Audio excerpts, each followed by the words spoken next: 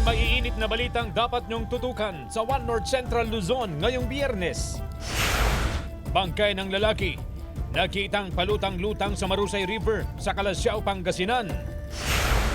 5 katao, patay matapos tumagilid ng isang dump truck sa Kabayan, Benguet. Bagyong Domeng, nasa loob na ng Philippine Area of Responsibility. Magpapaulan kaya? At Disupi Falls sa City of Ilagan, Isabela. Perfect spot sa mga gustong mag-unwind ngayong tag-init. Ito ang GMA Regional TV, One North Central Luzon. Magandang hapon, ako po si Chris Zuniga. Isang pinaniniwalaang bungo ng tao ang nakita sa isang bukid sa Barangay Lanas, Mangaldan, Pangasinan. Naka-alerto, Sandy Salvacio. Nabulabog ang ilang residente sa Barangay Lanas, Mangaldan, Pangasinan nang makakita ng pinaniniwalaang bungo ng tao sa lugar kahapon. Sa ulat ng Mangaldan Police, nakita ng 2 bata ang bungo habang naglalaro malapit sa isang balon doon. May salaysay rin daw ang 2 pang residente na nakita na nila ang bungo noon pang Martes. Lumutang daw ang bungo matapos i-pump out ang tubig ng isang palaisdaan doon. Isinilid ang bungo sa sako at itinabi. Agad sinuri ng Mangaldan Police at mga miyembro ng Scene of the Crime Operatives ang natagpo ang bungo.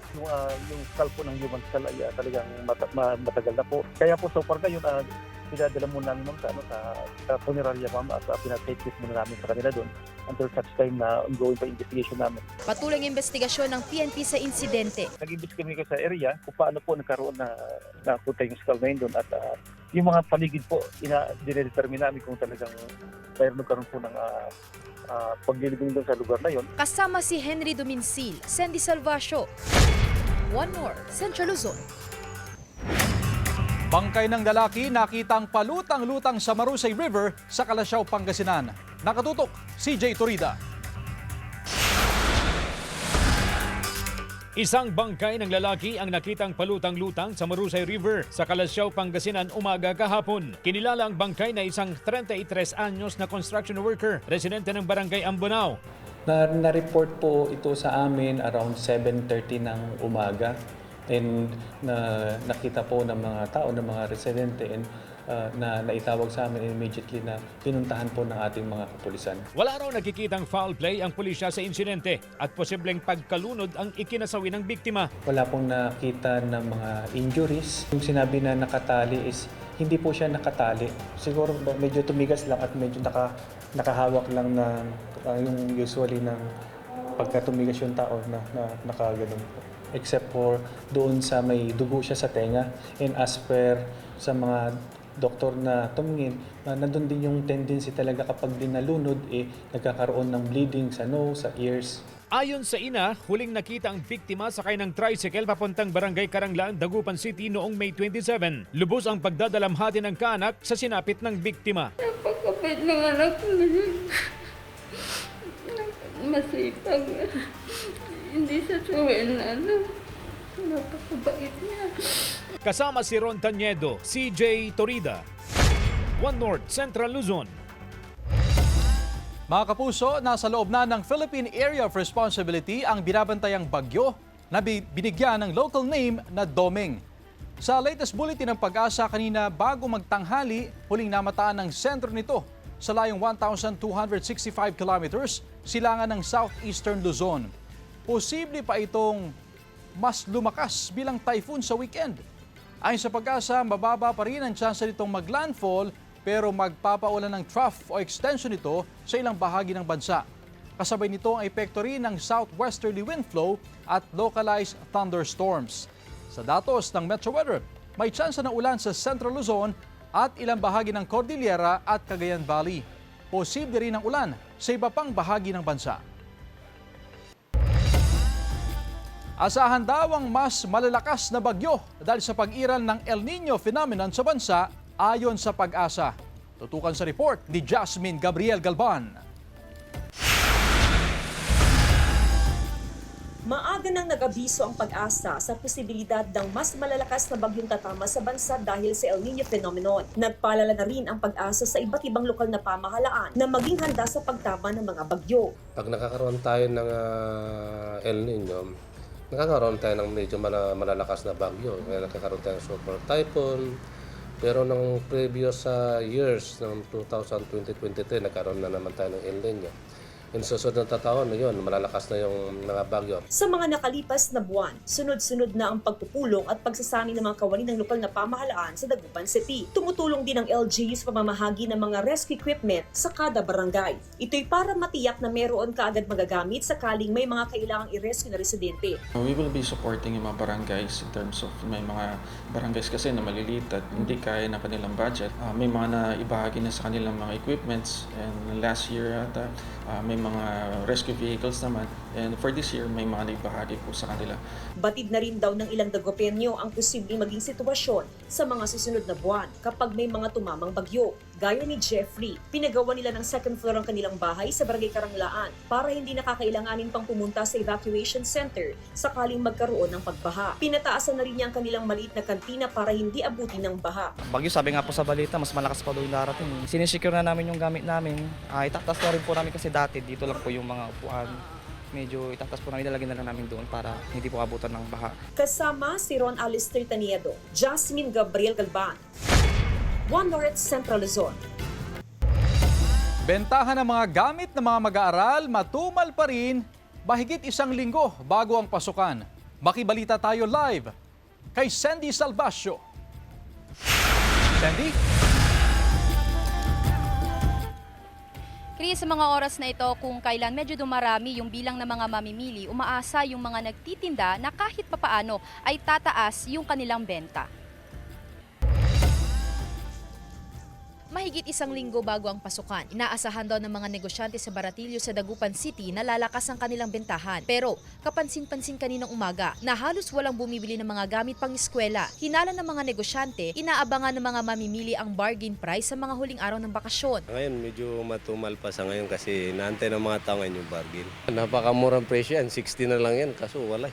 Matumal pa rin. Tumaas daw ang presyo ng ilang school items. Sa ngayon, nasa 180 to 450 pesos ang presyo ng bag, 50 to 60 pesos naman ang puting damit, 35 to 250 pesos ang tsinelas, 250 to 550 ang sapatos at 110 to 180 pesos ang payong. Nakakaapekto pa rin daw sa kalakalan sa Baratillo ang mga online shop. Wala.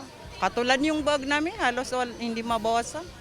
Dahil sa online na yan, talagang lugi yun. Pero ang ilang mamimili, mas pipiliin pa rin daw na sa Baratillo bumili habang maaga pa para hindi na makisabay sa dagsa ng mga tao sa susunod na linggo.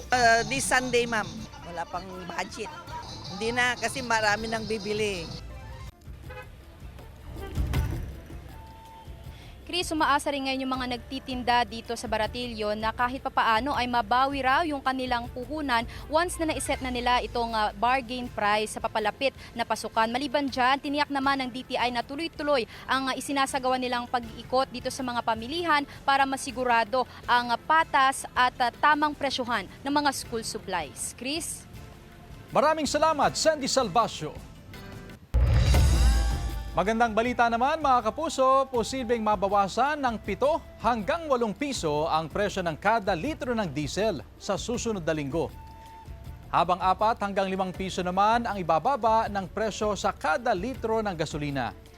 Ayon yan sa Oil Industry Source batay sa 4 na araw na kalakalan.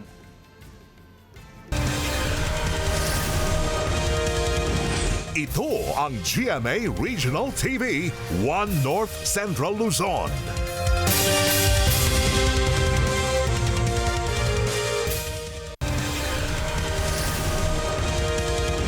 Ito ang GMA Regional TV, One North Central Luzon. Narecover ang ika-6 na labi sa gumuhong gusali sa Angeles City, Pampanga. Tutukan sa report. Sa ilalim ng makapal at mabigat na tipak ng semento at iba pang debris, natunto ng isa pang biktima ng pagguho sa Barangay Balibago, Angeles, Pampanga. Bandang alas 9 kagabi, pahirapan ang pagkuha sa biktima mula sa patong-patong na debris. Gumamit ng iba't ibang aparato ang rescue team. Mag-aalauna kaninang madaling araw, na-retrieve ang katawan. Ito ang ika-6 na kumpirmadong namatay sa trahedya. Itinurn over ang bangkay sa City Health Office para maproseso at makilala. Sa huling tala ng mga otoridad, may 14 pang pinaniniwala ang natabunan ng guho. Base yan sa listahan ng foreman ng gusali. Hindi pa kasama sa bilang ang mga iba pang posibleng nadamay sa disgrasya. Panawagan ko lang po sana po masagip sila at buhay po sila. Hindi pa rin po kami nawawalan ng pag-asa. Ayon sa Angeles LGU, nagipag-ugnayan na sa kanila ang may-ari at kontraktor ng gumuhong gusali.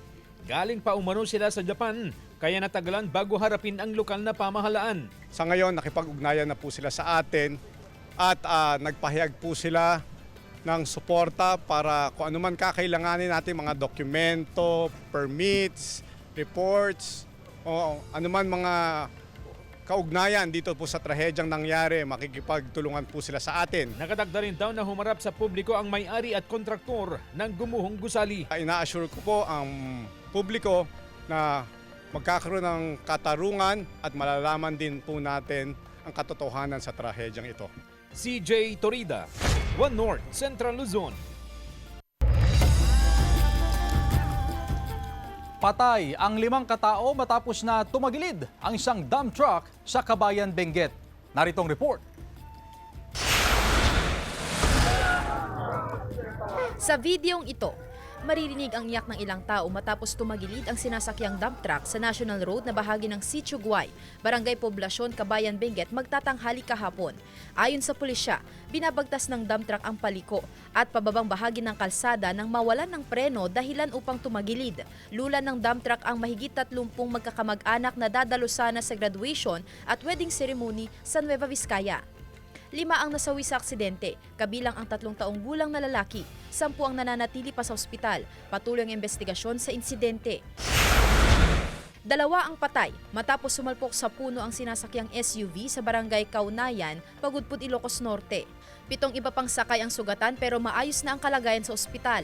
Sa investigasyon ng pulisya, nawalan ng kontrol sa manibela ang driver sa pababang bahagi ng kalsada. Sa lakas ng impact, wasak ang sasakyan, kaya naging pahirapan ang paglabas sa ilang pasahero. Tumagilid ang isang SUV matapos bumangga sa nakaparadang motorsiklo sa Central Ambiong na Trinidad, Benguet. Sa investigasyon ng pulisya, biglang kumabig sa kanan ang SUV kaya nabangga ang motorsiklo. Umusad pa ang SUV hanggang sumampa sa konkretong flower pot kaya tumagilid. Ligtas naman ang driver. Nakapag-usap na rin daw ang driver ng SUV at ang may-ari ng motorsiklo. Sasagutin daw ng driver ng SUV ang gastusin sa pagpapaayos ng nasirang motorsiklo. Sandy Salvacio, One North, Central Luzon. Samantala, pagtatanim ng palay ng ilang magsasaka sa Pangasinan posibleng maantala dahil sa mainit na panahon. Sundan sa report. Karaniwan daw na maaga nagtatanim ng palay ang mister ni Aling Nelly mula sa Kalasyaw, Pangasinan. Kung maaga silang magtatanim, maaga rin silang makapag-ani at may bebenta ang produkto sa mas mataas na presyo. Pero dahil sa nararanasang mainit na panahon at banta ng El Nino phenomenon, hindi pa sila nakapagsimulang magtanim ng palay. Hihintayin pa raw nilang umulan para mapatubigan ang kanilang sakahan. Di pa kaya. Ngayon kasi walang tubig eh. Dati-rati kasi, pag ani nila ng second crop, may tubig. Sa monitoring ng Kalasyaw Municipal Agriculture Office, posibleng maantalang pagtatanim ng palay sa bayan. Nasa 70% kasi, katumbas ng 15 barangay sa bayan ang umaasa lang sa ulan. Ito ang itinuturing na rain-fed barangays. 5 barangay lang sa bayan ang umaasa sa tubig mula sa mga irrigation canal. So, siyempre, yung iba sa atin sa mga rain-fed areas, talagang aantayin pang umulan. So, probably po, talagang madidiliho yung planting nila kung ganito po yung magiging panahon po natin. Ayon sa Agriculture Office, sakaling magsimula ng umulan ay pwede naman nang makapagtanim agad ng palay ang mga magsasaka dahil nakapamahagi na sila ng mga binhi sa kanila. Sa kabila ng inaasahang delay sa pagtatanim ng palay, kumpiyansa ang tanggapan na hindi maapektuhan ang produksyon ng palay sa bayan. Kasama si Ron Alister Taniedo, Jasmine Gabriel Galban, One North, Central Luzon. Ilang residente sa Pangasinan ang gumagamit na ng solar panel upang makatipid sa kuryente ngayong tag-init na mataas ang demand. Silipin sa report. Dahil sa mataas na singil sa kuryente, marami raw ang naghahanap ng alternatibong paraan upang mapababa ang gastusin. Isa raw sa mga paraan ay ang paggamit ng solar power setup tulad ng on-grid setup kung saan direktang nakakonekta sa utility grid ang panels at walang gamit na baterya. Off-grid setup o ang tanging paggamit ng panels at baterya at hybrid setup o ang kombinasyon ng solar panels, baterya at koneksyon sa kuryente ng electric cooperative. Sinamang Dani, nabawasan ng mahigit 3,000 ang buwan ng bayarin sa kuryente mula noong nagpakabit ng on-grid solar setup. Kasi kung tinitingnan ko naman yung meter, hindi naman gumagalaw. Hindi naman gumagalaw. So, definitely, sa solar kami nakakakuha. Doon kayo nakakatipid, sir. Doon na. Bagamat hinihikayat ng mga energy distributor ang publiko na magpakabit ng solar panels, may ilang bagay silang nilinaw lalo na sa pagpapakabit ng on-grid at hybrid setup. Yung sinasabi natin na net metering rules, yun yung nag-govern doon sa mga existing consumers natin na may installed kilowatt-hour meter at gusto nilang partial ng kanyang consumption ay sila din yung mag-produce through yung rooftop solar panel. Sa madaling salita, ang net metering ay programa ng Energy Regulatory Commission kung saan maaaring ibenta sa grid ang sobrang kuryente mula sa iyong solar panels kapalit ng bawas sa bayarin ng kuryente. Nagbabala naman ng BFP sa panganib na maaaring idulot ng mga dumedepende sa DIY na pagpapakabit ng mga solar panel. Ikonsulta muna sa mga lisensyadong electrician para makalculate yung tamang sizes ng wires, breakers na gagamitin sa pagkakabit ng solar. Kasama si Henry Duminsil, Sandy Salvacio, One North, Central Luzon. At dahil sa patuloy na naitatalang mataas na heat index sa Tuguegarao City, nagsagawa ng water flushing ang Bureau of Fire Protection sa mga kalsada sa syudad. Ayon sa lokal na pamahalaan, maglalagay rin ng water stations sa ilang lugar sa syudad para may agarang pagkukunan ng inuming tubig ang publiko na apektado ng mainit na panahon. Isang linggo na umanong nakapagtatala ng lagpas sa 40 degrees Celsius na heat index sa syudad.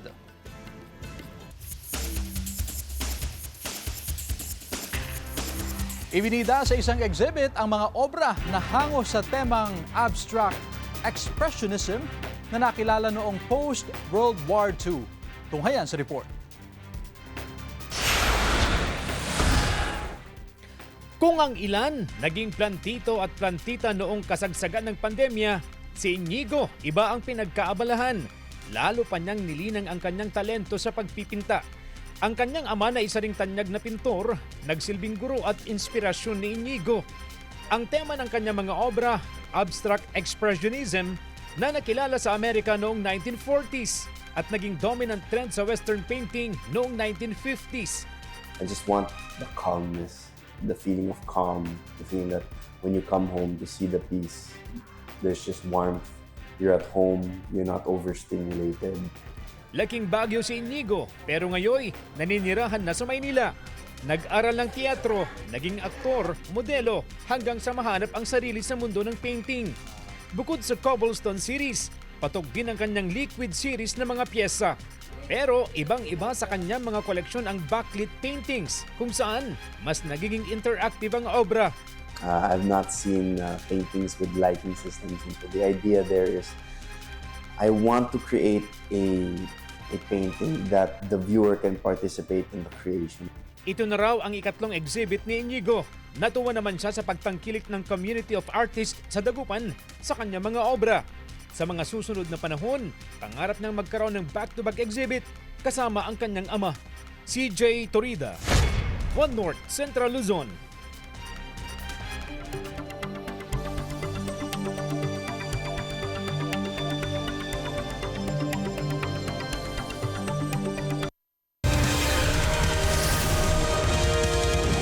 Ito ang GMA Regional TV, One North, Central Luzon.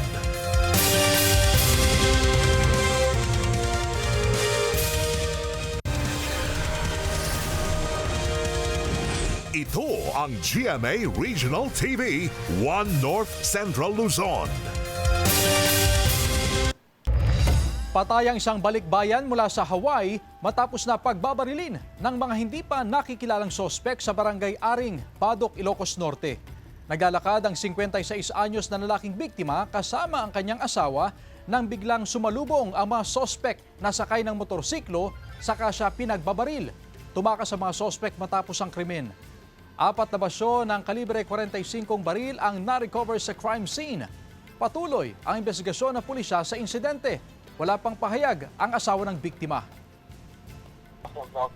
May mga possible na mga pagkakasunod ng kasong ko, pero hindi mo na kami nagbibigay ng statement po para sa... Arestado naman ang 2 lalaki matapos mahulihan ng mga baril at iligal na droga sa magkahiwalay na lugar sa Cabanatuan City.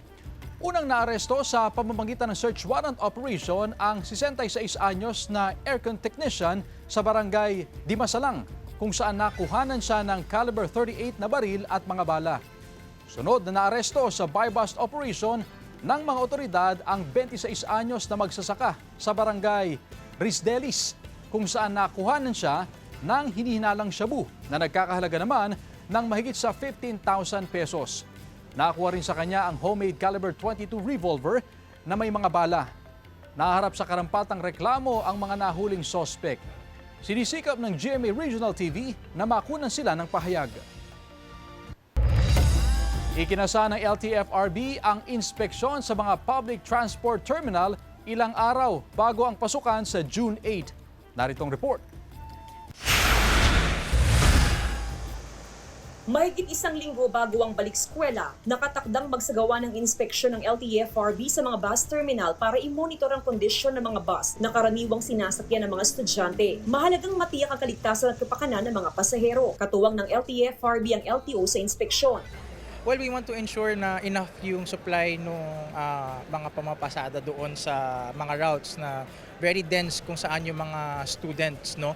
So, if hindi, then we can identify naman kung sino yung mga operators na wala doon para matawagan namin and tell them na okay, wala kayo sa ganitong oras, so we want to reinforce na dapat bumabiyahe kayong ganitong oras. Makikipag-ugnayan din ng LTFRB sa iba't ibang transport group para matiyak na sapat ang bilang ng mga sasakyang babiyahe sa balik-eskwela. Tiniyak ng One Pangasinan Transport Federation o OPTF na 100% ang bilang ng mga traditional jeep na babiyahe sa pagsisimula ng klase, liban na lang kung coding ng sasakyan. Kondisyon na rin o sumailalim na rin sa maintenance ang mga jeep sa Pangasinan. Unang-una, siyempre, sinasabi natin na laging roadworthy yung kanilang mga jeepney traditional. So tayo nagpapapaya dyan sa pagsasabi sa mga operator natin. Bagong palit ang mga gulong ng jeep na ipinapasada ni Arnel. Tiniyak niyang maayos ang magiging takbo ng jeep sa pagsisimula ng klase sa June 8. Dito pati gulong niya ito. Biyahe kayo sir sa June 8 syempre.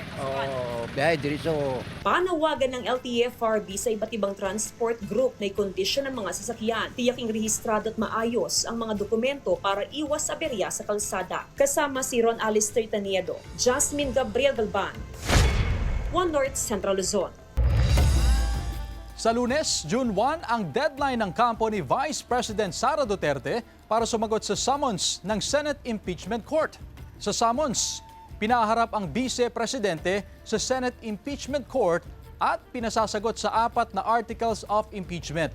Kapag sumagot na ang Vice, bibigyan naman ng 5 araw ang House Prosecution Team para tumugon. Mula May 2 hanggang 15, may travel authority ang Vice na bumiyahe sa the Netherlands, South Korea, Belgium, Germany at United Kingdom. Wala pang abiso ang kanyang tanggapan kung nakabalik na siya sa bansa.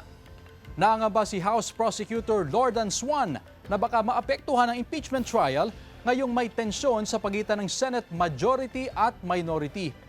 Nauwi sa walkout itong Martes ang pagtutol ng Senate minority sa mosyon na payagang dumalo sa sesyon via online ang mga senador.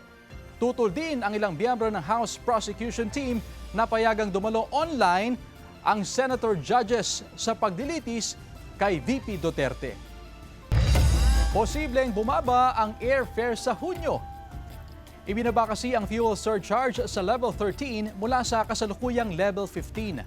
Ayon sa Civil Aeronautics Board, epektibo sa June 1 hanggang 15 ang mas mababang fuel surcharge na mahigit 400 pesos hanggang 1,200 pesos para sa domestic flights. Habang 1,300 pesos naman hanggang mahigit sa 10,000 pesos sa international flights. Ang adjustment ng fuel surcharge ay base sa galaw ng jet fuel sa world market. Optional fee yan na pwedeng singilin ng mga airline sa kanilang mga pasahero.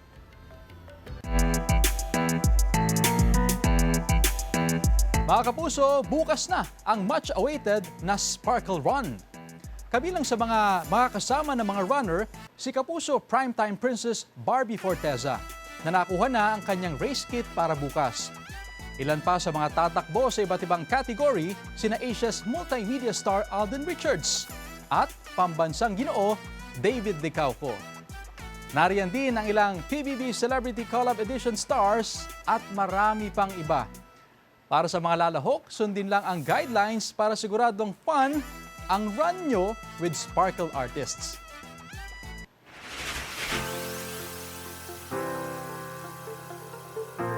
Disupi Falls sa City of Ilagan, Isabela, perfect spot sa mga gustong mag-unwind ngayong tag-init. Ating pasyalan sa report. Mga kapuso, peace of mind ba ang hanap mo this coming weekend? Halina't mag-unwind at busigin ang ating cravings sa pamamasyal. Sa mga kapuso nating adventure seeker, abay, this place is perfect for you. Ang Disupi Falls na matatagpuan sa Barangay San Antonio sa City of Ilagan, Isabela. Kaya pack your gears and pang-outing outfit. Huwag kalimutan ang pagkain at inumin. Mula sa sentro ng Ilagan, aabutin ng mahigit 1 oras ang pagsakay hanggang sa hiking at trekking. Kailangan lang ng ibaing pag-iingat kapuso dahil mabato ang daan. Pag narating na ang lugar, inviting to dive in ang asul na kulay ng tubig na tiyak makukulayan ang inyong tag-init dream outing. Perfect for groovy outing na nais mag-camping. Pwede ditong mag-cliff diving hanggang 1 to sawang pagsisit. Sa mga nais magpunta sa lugar, makipag-ugnayan lang sa Tourism Office ng Ilagan City o di kaya sa mga opisyal ng Barangay San Antonio. Kung ikay nasa Ilocos Region, pwede rin mag-drop by sa Sigay View Deck. Perfect place to escape and connect with nature. Mamamanghas sa postcard-like view ng lugar, lalo na pag nasilayan ng sunset. O, saan ang susunod na trip natin? I-share nyo sa One North Central Luzon FB page ang inyong travel adventures. Sandy Salvacio, One North Central Luzon. Samantala, mapapanood niyo po ang episode na ito at iba pang pinakahuling lokal na balita sa official website ng GMA Regional TV, www.gmaregionaltv.com. Pwede rin kayong bumisita sa aming official YouTube channel, GMA Regional TV, at i-click ang subscribe button para sa pinaka-maiinit na balita mula sa mga rehiyon. At yan ang mga pinakamalaki at pinakahuling balita sa Hilaga at Gitnang Luzon. Maraming salamat mga kapuso, pati na ang mga kapuso natin abroad. Ako po si Chris Zuniga. Kami, ang GMA Regional TV, One North Central Luzon. Walang kinikilingan, walang pinoprotektahan. Noon at ngayon, serbisyong totoo.